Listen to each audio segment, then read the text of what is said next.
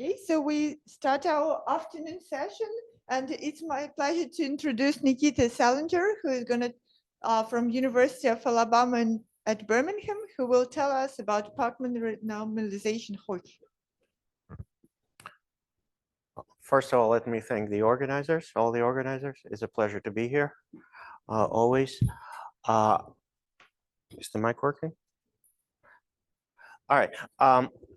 What I want to talk about is our older result with Dima and Misha concerning Pacman renormalization. And then this is an ongoing project. So the second part will be, I'll try to explain a work in progress where we are trying to upgrade the results from just one fixed point or periodic point for this renormalization to a whole renormalization horseshoe. Well, when I say whole renormalization horseshoe, I mean a whole renormalization horseshoe for bounded type. And I also know that Dima and Jimmy are working on in a different direction, using somewhat different techniques to try to do it for all types, to push it even further. All right, so this is the picture we all know and love. This is the Mandelbrot set, and what we know is that when you try to zoom in, you see little copies of the Mandelbrot set. And in this slide, you can see a bunch of primitive copies of the Mandelbrot set. So you zoom in and you see a picture that is exactly like the one you see before.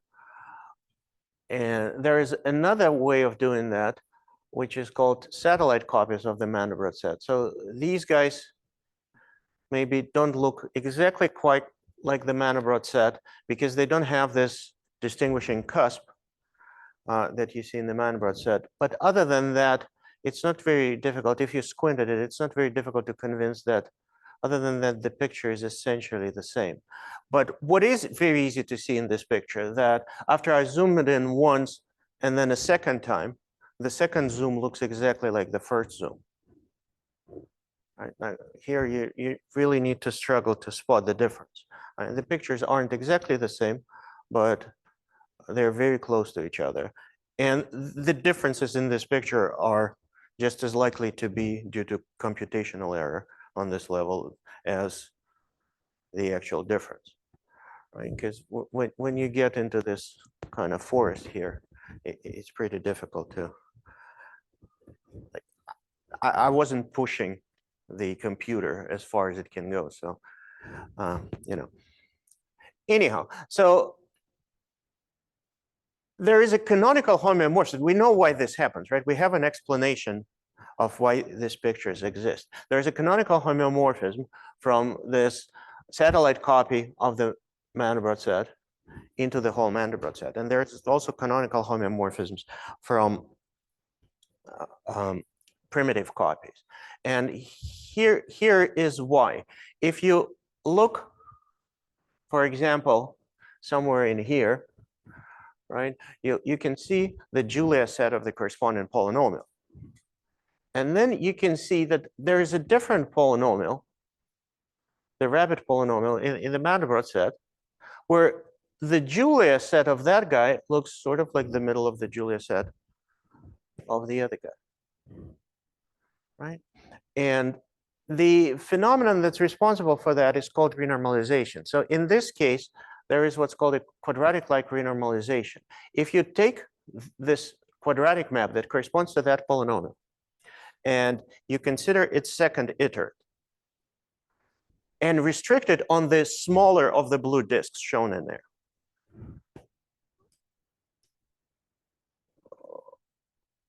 Okay, that's only somewhat works.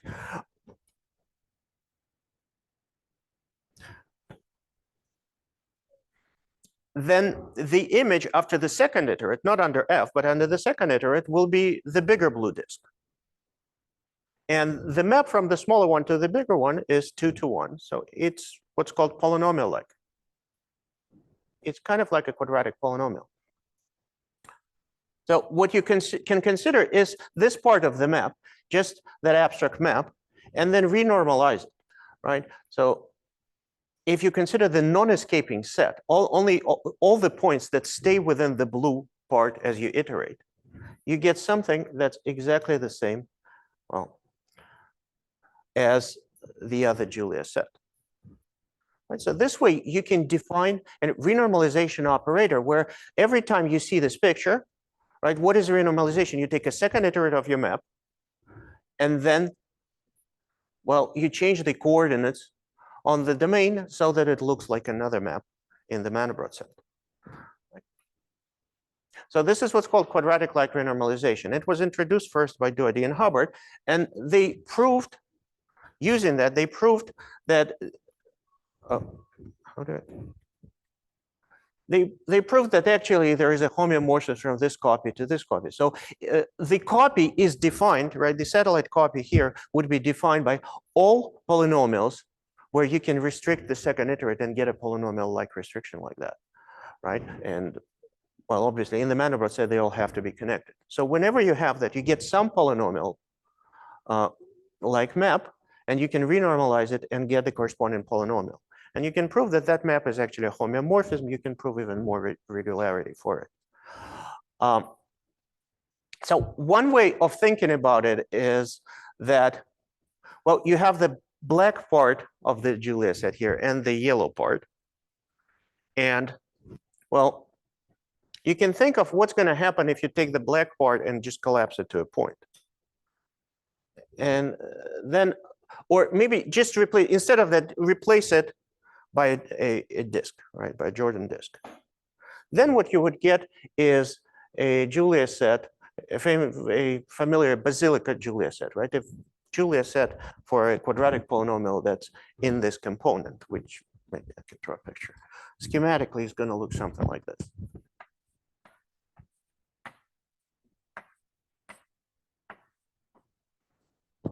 It's called a Basilica Julia set. And so you can think of this Julia set as a tuning of a basilica. So a tuning is sort of the reverse operation to the renormalization, right? So you can start with that basilica, but then replace every bulb that you see there by a Julia set that you like. And the thing is that that works for any Julia set in the Mandelbrot set. So that's how you can get, by tuning, the opposite of renormalization will give you a homeomorphism from the whole Mandelbrot set into this small copy of the Mandelbrot set. All right, so a little bit of history, which is not meant to be comprehensive, but one big result was that quadratic-like renormalization has been proven, for primitive type was proven, well,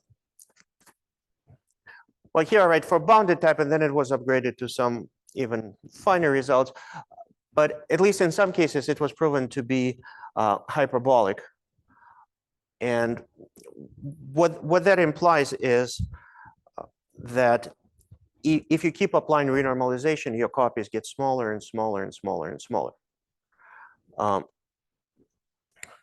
So the consequence of hyperbolicity are the following two things: that if you have an infinitely renormalizable polynomial of bounded type, or any situation where you have infinite renormalization and you know that that renormalization is hyperbolic, then out of that you can squeeze out the following: that the Mandelbrot set would be locally connected at that point, at the parameter, and that the Julia set is also locally connected at that parameter.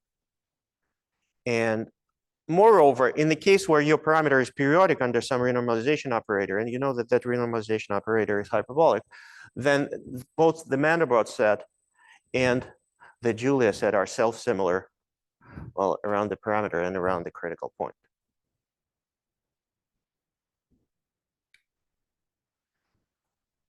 All right, but here is another idea that was first introduced by Doherty and Branner, right? So we know that if you take this satellite copy, you can map it onto the whole thing. And you know that if you take another satellite copy, like let's say the one where that rabbit lives, there is another satellite copy, and you also can map it into the whole thing. which means that probably you can go from one to the other, right?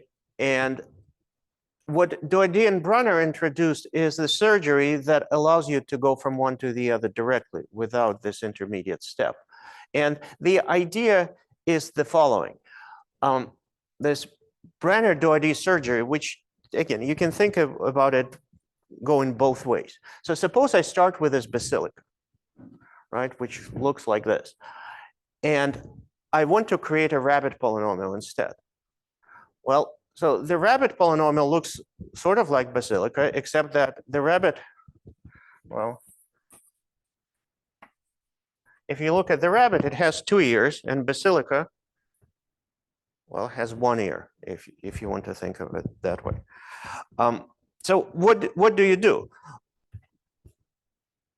Well, what you can do is just a very direct approach here kind of works. If you just take a copy of that only lonely ear for the basilica and insert it into the dynamical plane, you'll get a basilica with 2 ears. But it's easier to describe that procedure in reverse. So I'll explain that. Now, why are we doing that? The thing is that here's another way of zooming inside the Mandelbrot set, right? And well, so this is zooming around. I choose a point here which corresponds to a golden mean Siegel disk, and I start zooming around that point. And then you see all these satellite copies of the Mandelbrot set in there, but you also see that the picture stabilizes, right? So if I zoom once and then I zoom another time, these pictures look quite the same. So that's another phenomenon that we were initially set out to explain, right? And in order to do that, we had to introduce this different kind of renormalization. So Siegel renormalization, people knew how to renormalize Siegel maps way before us. And here is some previous results. So using holomorphic commuting pairs, McMullen defined this butterfly renormalization of Siegel maps. And he has proven that there is a fixed point for this kind of renormalization and all kinds of nice properties for the rescaling limit of iterations of Siegel quadratic polynomial near the critical value. And we are using that a lot in our construction. We're using that as sort of starting point for our construction.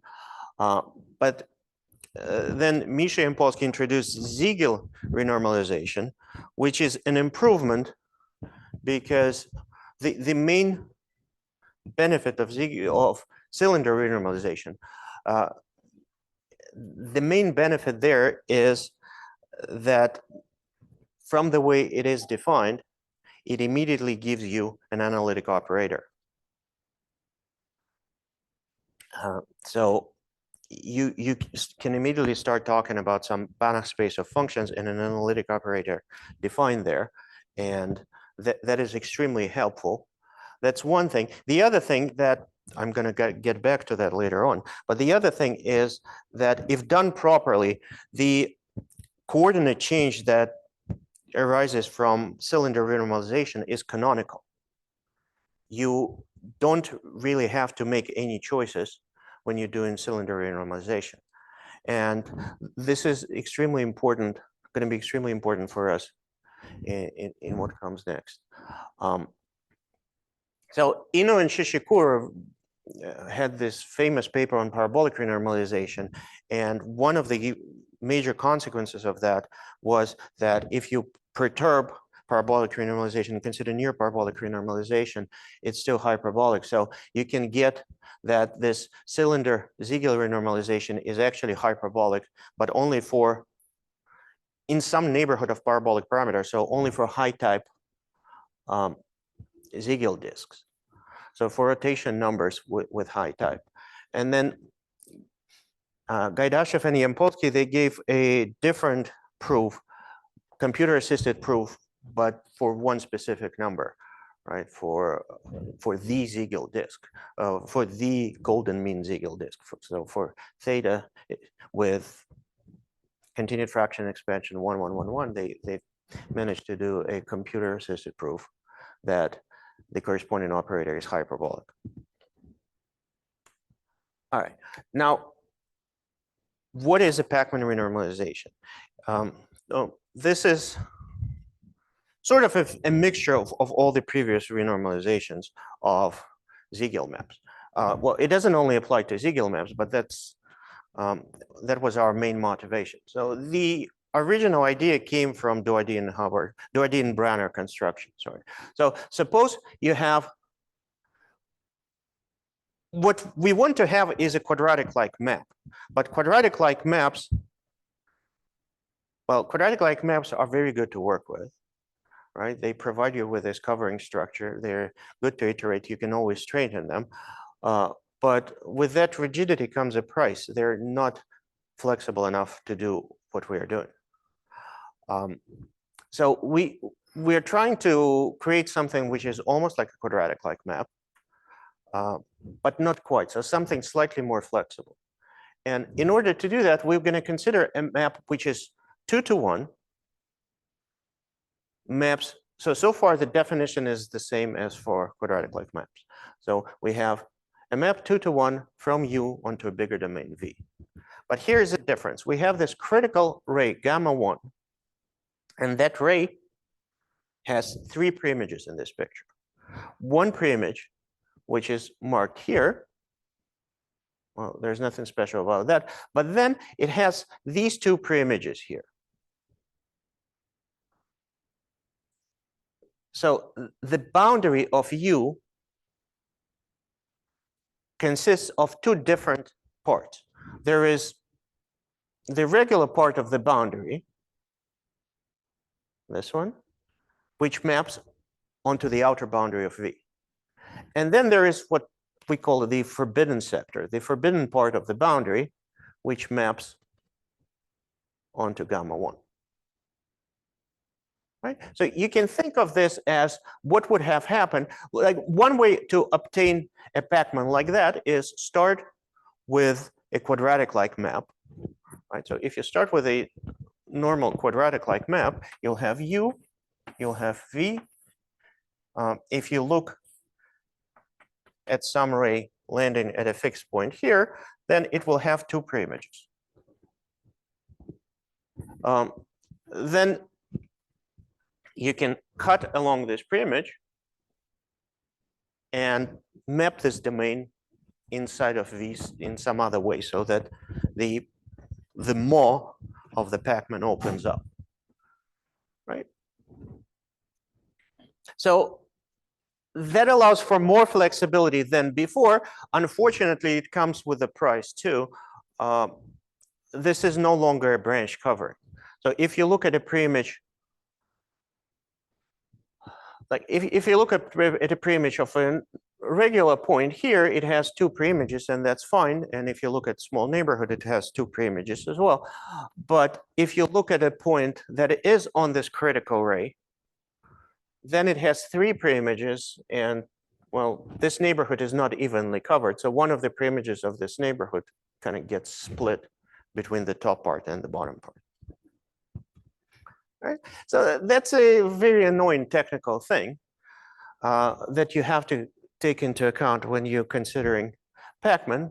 But on the other hand, this construction allows you to immediately define how to renormalize these things. All right, so a Pacman is renormalizable, and I have to give a disclaimer. I'm hiding a lot of details under the rug. So when you actually do that and you want to write it down with precision, you have to do all kinds of other shenanigans. Like you have to cut out a little bit of a neighborhood here, because if you have an angle here and you start perturbing the map, then it all goes south.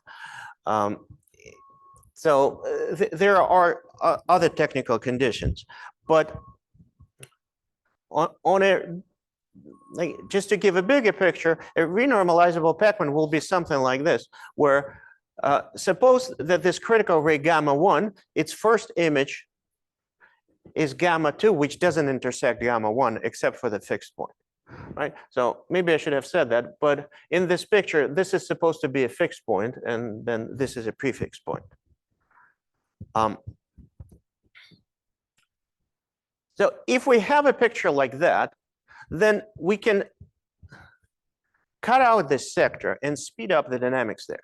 So in this picture, this blue sector has two preimages. One of them is a slightly smaller, well,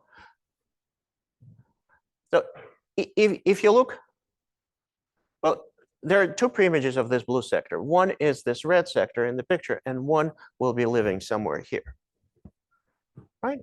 So what I can do is I can cut out this sector altogether.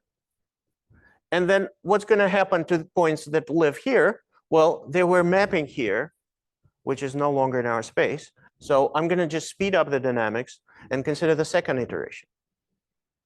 Right? So on this part, I'm going to consider second iteration. I'll lose a little bit of a space because under the second iteration, under the first iteration, the part that was going here now doesn't go anywhere because it jumps out, it's escaping, right? But on a part of this space, I can consider the second iterate of the map.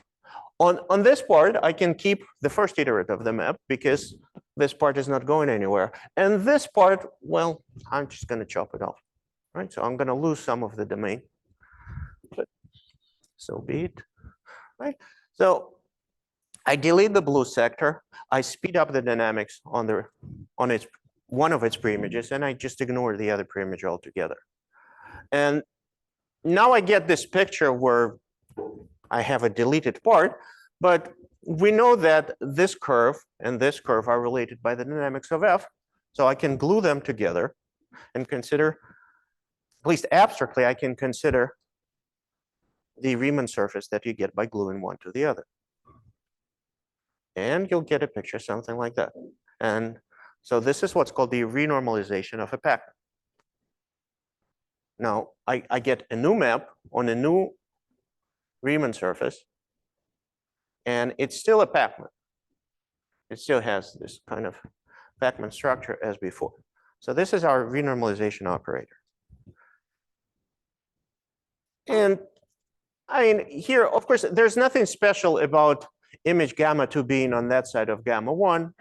If it's on the other side, you define a different operator where you cut on the other side. And instead of considering one image, you can consider nth image and try to attempt the same kind of procedure. But this is the rough idea behind the Pacman renormalization. So if you start with a rabbit, and I can draw a rabbit somehow like that, like I twist it a little bit just for illustration purposes. Like I can start, I mean, I can consider a Pacman where these two curves are actually coinciding, right? There's not really a problem with that. But as soon as I start iterating, they're gonna open up anyways, right? But renormalization of a rabbit would look schematically something like this. You have this picture, you cut out the part, and what you get is what's left, and what's left is gonna be a basilica.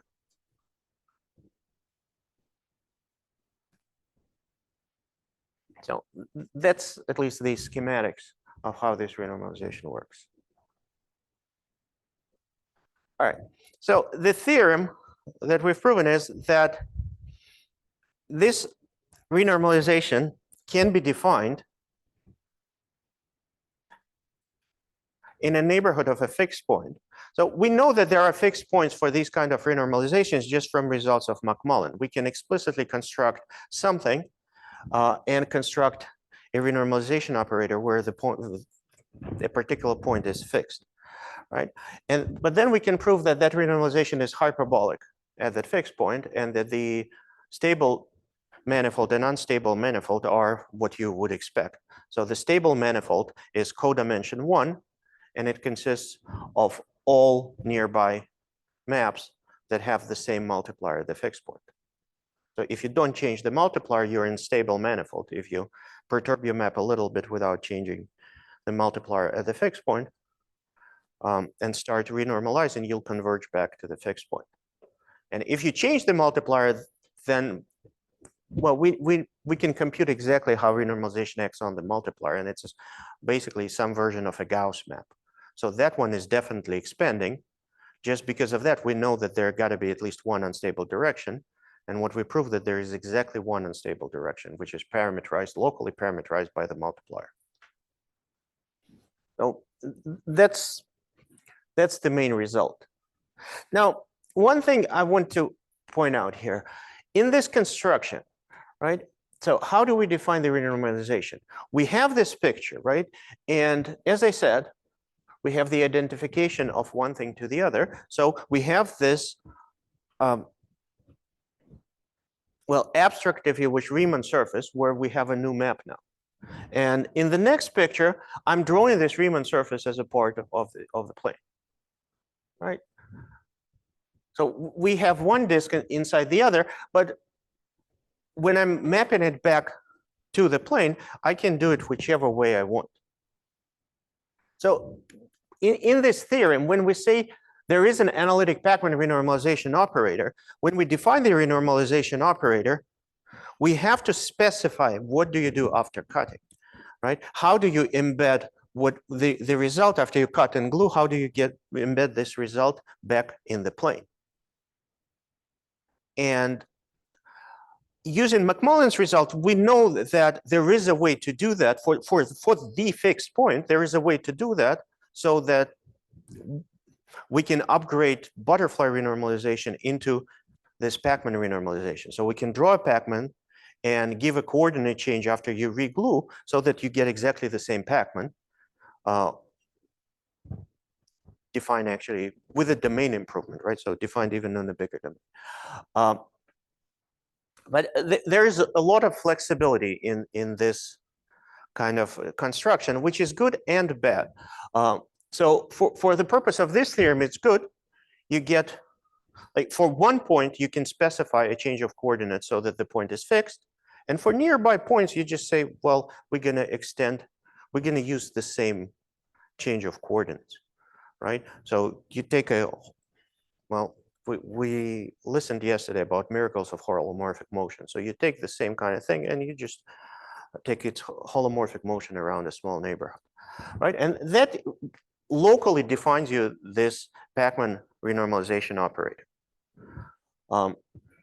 Now, let me try to give you a couple of ideas of how the proof goes. The proof is pretty technical, and there are quite a few stages. But there are two main ideas.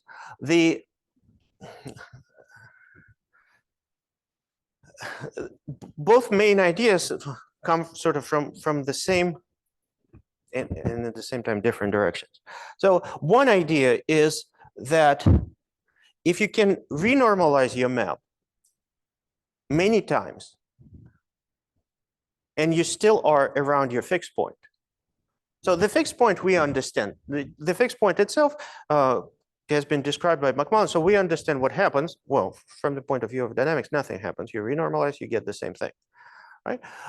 So we also understand the structure at the fixed point, like what the map looks like. Now, what happens when you're near a fixed point? Well, just by regular continuity arguments, right? If you're very near the fixed point and you renormalize once, then you get something close to what happens when you renormalize just a fixed point.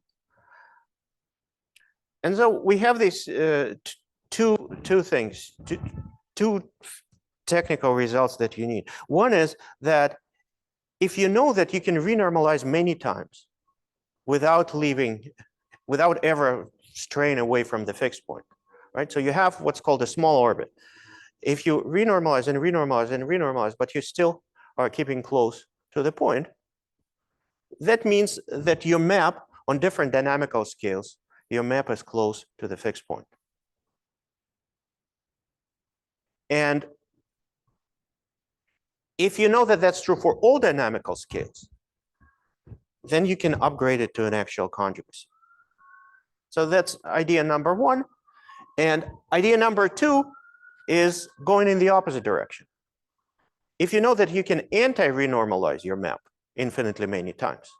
So if you know that your map is on an unstable manifold, right? So you have this standard picture. So, well, conjecturally, right? Well, this is what we're trying to prove now, but the picture is like this. You have the fixed point of the renormalization.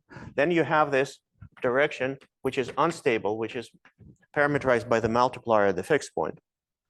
And then you have the stable direction, which is codimension 1, where, so these are all maps where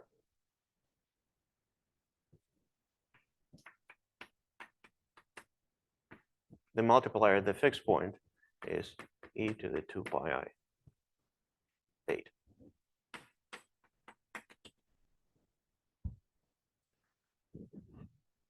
So if you are on the unstable manifold, that means that there is an anti-renormalization of your map somewhere closer to the fixed point. And then there's an anti-renormalization of your map somewhere even closer, and so on. So you have this infinite backward orbit converging to your fixed point. So in that case, you want to prove something slightly different. So to get control in that case, we prove the following, that, so the ultimate result is the following, that you have, that your dynamics for any map in the unstable manifold, your dynamics is a quotient of sigma proper dynamics. So entire dynamics on, not entire, but we call this maximal pre-Pacman. So you have a holomorphic commuting pair where both maps are sigma proper, right? So let me try to explain that a little bit. So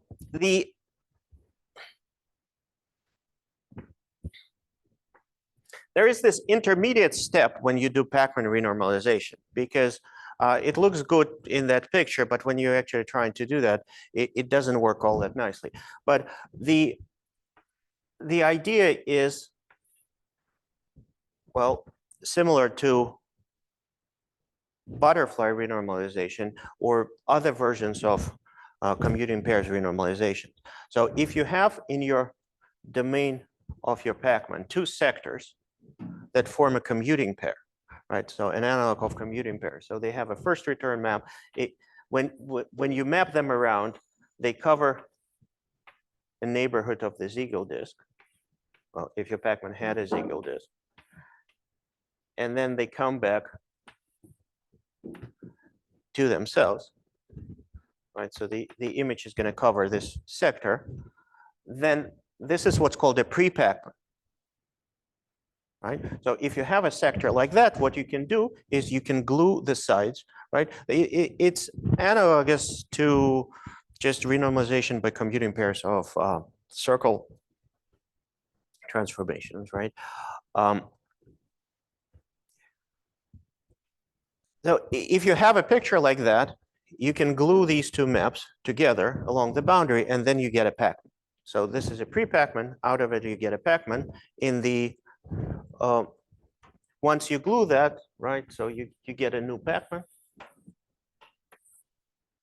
There, you look for another pre-Pacman inside of the domain, and so on, right? So when you have such a picture, right? If you know that, I mean, that this is turtles all the way down, right? That you can renormalize this picture infinitely many times. That means that when you look at the domain of this Pacman here, it can be embedded into something that can be defined on a bigger domain. And then that can be embedded into something that can be defined on a bigger domain. And that can be, and so on. So with enough control, what you get is that the maximum range of both maps involved in this Pacman, in the pre-Pacman, the maximum range is all of C. So the map is sigma proper. So when you take the maximum domain of definition of these pre-Pacman that correspond to points on the unstable manifold, those maps actually form a sigma proper holomorphic commuting pair. And that is very useful. And that is very useful because sigma proper maps are, well, sort of, well, they are coverings, right? So bad topological things don't happen for them, right? So that allows you a lot of control when you're starting. Because you see, we understand what happens at the fixed point. That's not the problem. But the big issue is the moment you start varying it a little bit, right? So this whole thing and the corollary of the theorem is just most of it is just to prove the following observation, right? When I first heard that like that wasn't known, it seemed kind of silly because it seems like something you should be able to easily prove, but it doesn't work at all, at least not easily, right? So what it says that if you take a Siegel map, right? Suppose you have a Siegel map. So you start with phi finite type.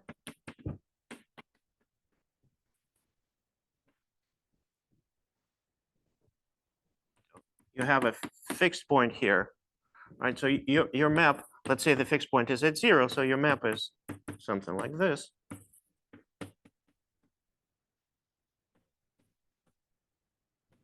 Those higher order terms. And then suppose a Siegel maps means not only that, but that the domain is nice enough so that you have a Siegel disk and you have a critical point on the boundary of the Siegel disk, right? And that's compactly contained in some domain of definition. So here you would have a pre-image of Siegel disk. And the statement is that if you take a Siegel map like that and you perturb it slightly, but without changing the multiplier, then it's still a Siegel map. It's still linearizable. It still has, well, that part is true because you know what the multiplier is, yes. But the domain, the linearization domain, the Siegel disk, will be compactly contained in the domain of the definition, and it will have a critical point on the boundary. And it almost works for free by holomorphic motions, except that it doesn't. So if you look, in this case, it's known that the boundary of the Siegel disk is closure of the orbit of the critical point. So if you know that your orbit moves holomorphically, then you will know that the boundary of the Siegel disk also does. But unfortunately, there's no easy way to prove it. And a posteriori, we know that that's the fact, but it doesn't work.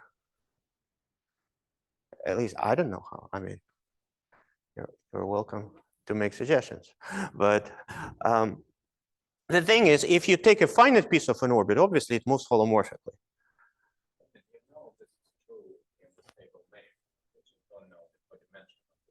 Oh, I know it's true in the stable manifold. Yes, exactly.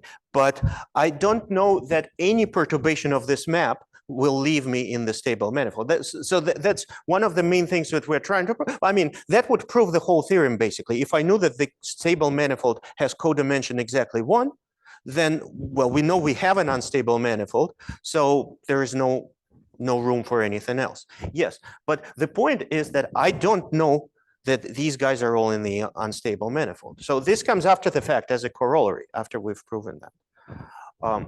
It does not work for free.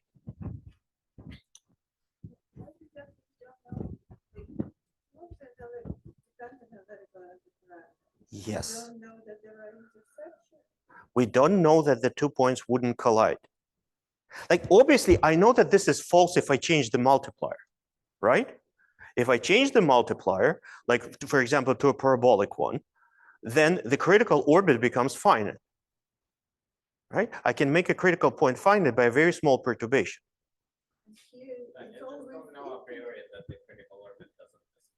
Doesn't escape or doesn't collide with each other.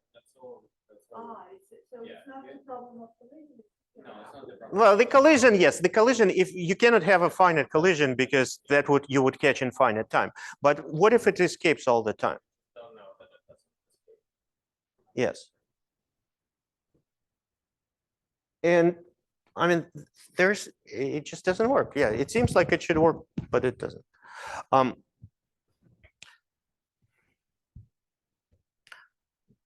right.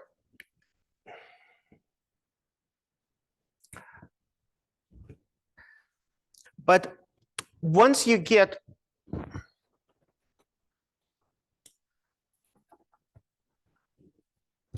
this is where this picture with the unstable manifold comes in. So once you get that all Pacman in the unstable manifold come as a quotient of the sigma proper maps, then you can prove, at least for some of them, that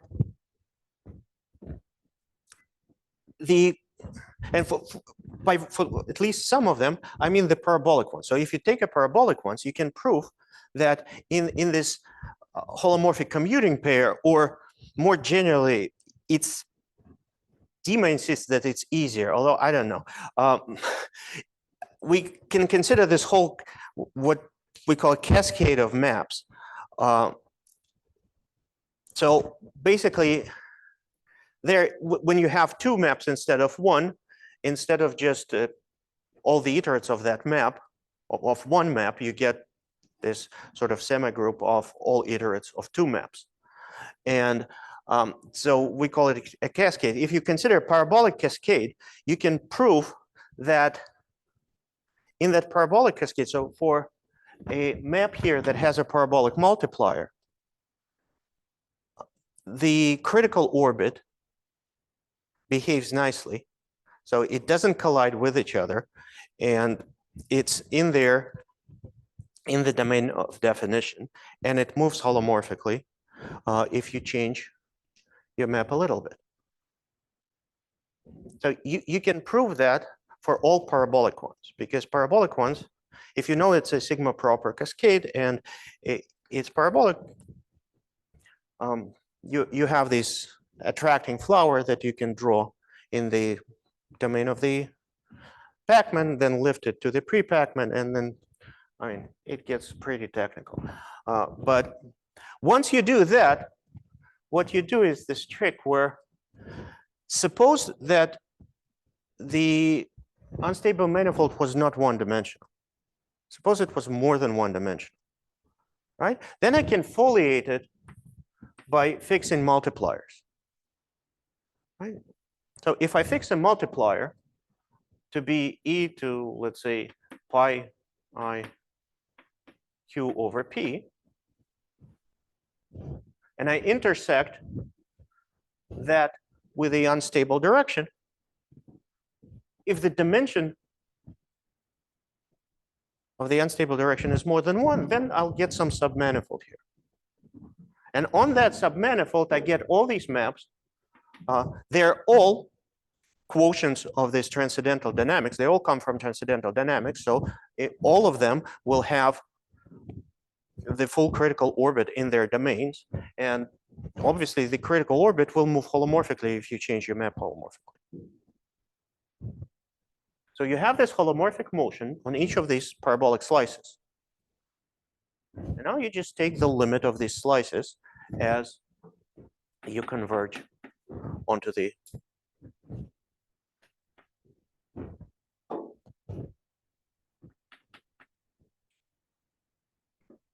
so you let your q over p's to converge to theta. And then you get a holomorphic motion on the slice of the, on the supposed slice of the unstable manifold where all of them are with multiplier theta. Right? So the limit of these holomorphic motions will give you a holomorphic motion of the orbit on this theta slice. But that leads to a contradiction, because if you know that there's a holomorphic motion, that means your orbit moves holomorphically. That means your Ziegel disk moves holomorphically, because if you know that the orbit doesn't escape, that is the boundary of the Ziegel disk. And therefore, you are in the stable manifold, not in the unstable one. Yes, Mish?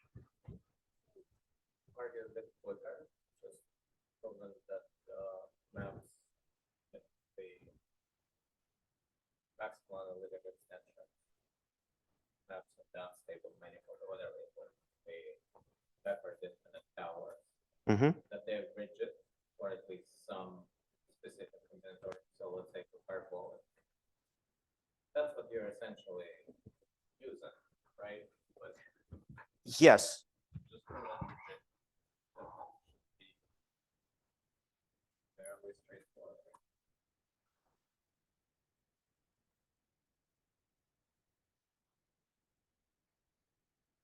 Well,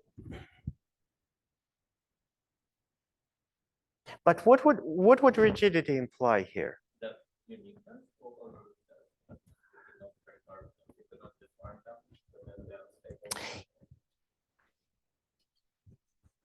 Yes.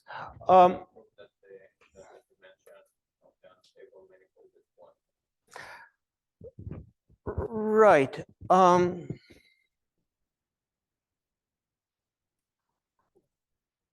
But I don't know if it's easier to, I mean,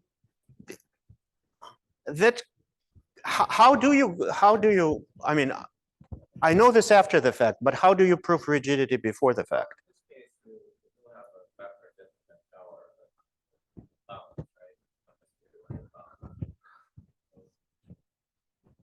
I'm not sure.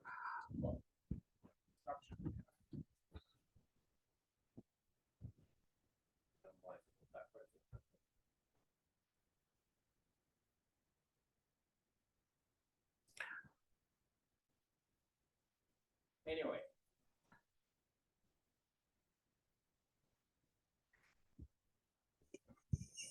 You need to, I mean, you still need to argue something about the structure of these maps, right? Like if you don't know. The fact that the covering structure is the same. Well, eventually, yes. You want to say something about the notion that these things of this hypothetical. Yeah, but this, but there is something to be said. Yeah. Like, The specific case. well, then you have to prove, you have to somehow prove that their combinatorics is then all the same, right? It doesn't come that free, but it's more or less the same thing. Anyhow, right? So that shows you that you can't have an unstable direction. So that shows you that the unstable direction is of dimension exactly 1. And the fact that there is no intermediate direction just shows you that if there was a neutral directions, then we use this small orbits lemma by Misha Lubitsch that says that if you have a neutral direction, then you will have in any neighborhood of your fixed point, you will have small orbits, so orbits that never leave that neighborhood. And there, well, you prove that those guys are actually have to be conjugate to the quasi-conformally conjugate to the fixed point, and therefore they will be in the stable manifold, not the intermediate direction. So you get a contradiction that way as well. All right, so let me just mention, yeah, so this is a corollary that I was talking about, that a small perturbation of a Ziegel map is also a Ziegel map. And again, that has not been known except for the cases. So it was known for the cases I listed above. So if you have a high type, that what follows from Shishikura, and if you had type 11111 in that particular case, that was follows from results by Misha and Dennis. So what we're trying to write up now is the improvement of this theorem, where instead of just considering one point, we consider all a full horseshoe. So you consider all angles. So fix large n, or maybe small n, I don't know, and consider all rotation numbers such that all entries are at most n. And then you can, using the same kind of techniques, you can construct a horseshoe, but then, well, you need a little bit more to prove that it's actually hyperbolic.